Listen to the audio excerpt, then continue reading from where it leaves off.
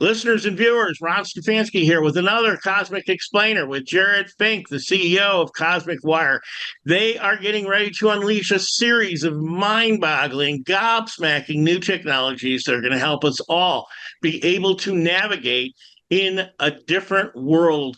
And that's the world of Web3. As amorphous as it is developing into something different and ultimately spectacular.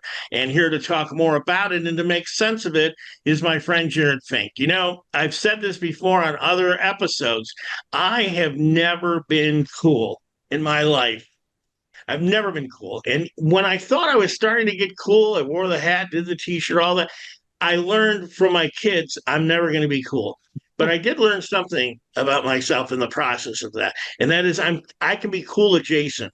And I got to tell you, these cosmic explainers, as Jerad Finck, are an opportunity to see cool adjacency in effect.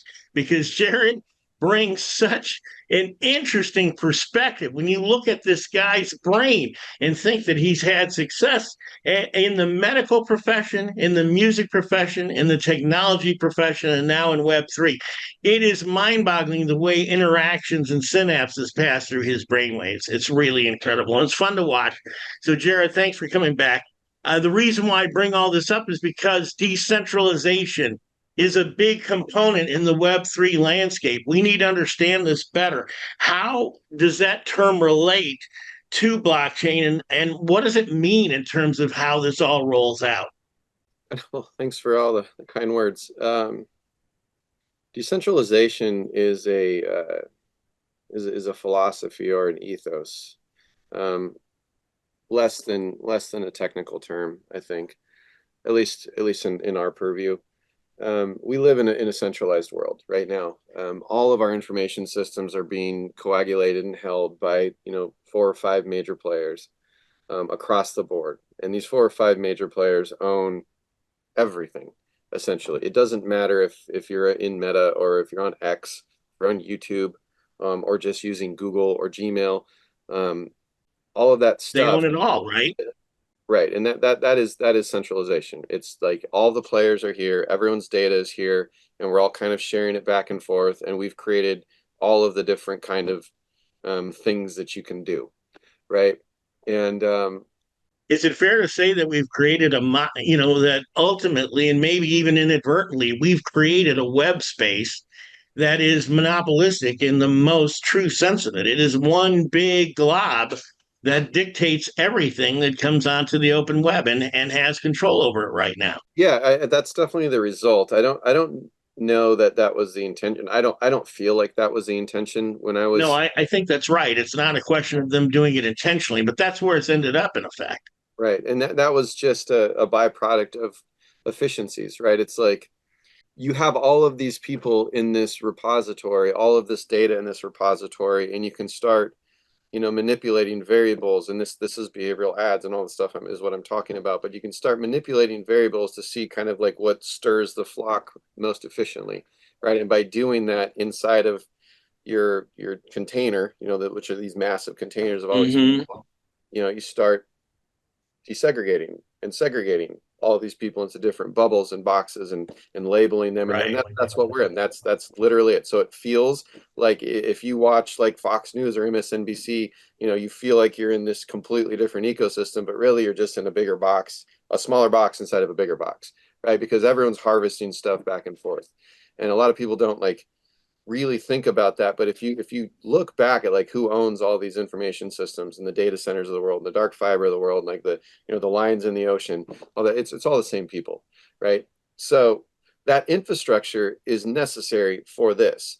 How we utilize the infrastructure is what is changing, right? So it doesn't necessarily mean that we're going to get outside of the walled garden. It means that we're going to be able to utilize the apparati inside of the walled garden differently, right? So by decentralizing us and basically adding our own walled garden around us and our information systems, that's how we can interface with these larger globs and these other people, which is everything then becomes a node. So it's kind of like a Hobbesian, you have this like square Zoom screen right now, and it's filled full of little circles, and now those circles can all move independently, even though they're still inside of this large or rectangle, as opposed to like everything being driven, right? And I think that's really what decentralization is going to do, is it's going to allow intention behind your own movements and your own actions and how you monetize yourself, because that's what is happening right now, is that we are all monetizing our entities, right? It's our creative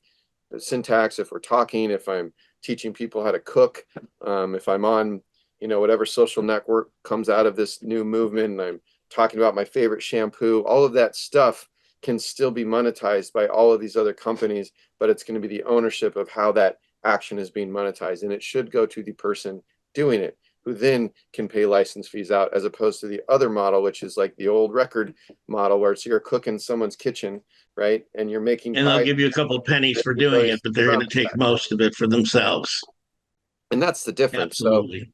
So when you come out and say, like, I'm going to disrupt this, like, that's a knee-jerk reflexive reaction by the industry, is going to be like, no, and squish you. Because the most important thing is, like, this isn't coming in to cut people's heads off or suffocate business. Like, the money is not there. It's just done more efficiently and more transparently with validity. And that cuts slippage on both sides. So at the end of the day, everyone makes more money by doing things more efficiently and better, right? And it It allows. seems to me, to that point, Jerad, it seems to me that as people begin to see, wow, more people can make more money, more entities can make more money, that's when there's buy-in to decentralization. And that's when there's buy-in to blockchain, right?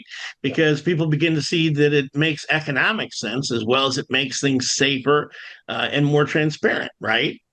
That's exactly it. I mean, we ran into lots of pushback with different media companies and so forth, until they realized, like, you're going to get your money the same that you're getting it now. It's just going to be automated and collected and visible and transparent and authentic and all these kind of things that, like, everyone actually wants this, right? They're just scared that, they're going to lose their bag. They're going to lose their part of it, right? So, to our listeners and viewers, this has been another Cosmic Explainer regarding decentralization and the huge force it's bringing to bear in Web3. Join us for another episode where we provide more Cosmic Explainers with the indefatigable Jerad Finck from Cosmic Wire. Join us again for another episode. Thanks so much.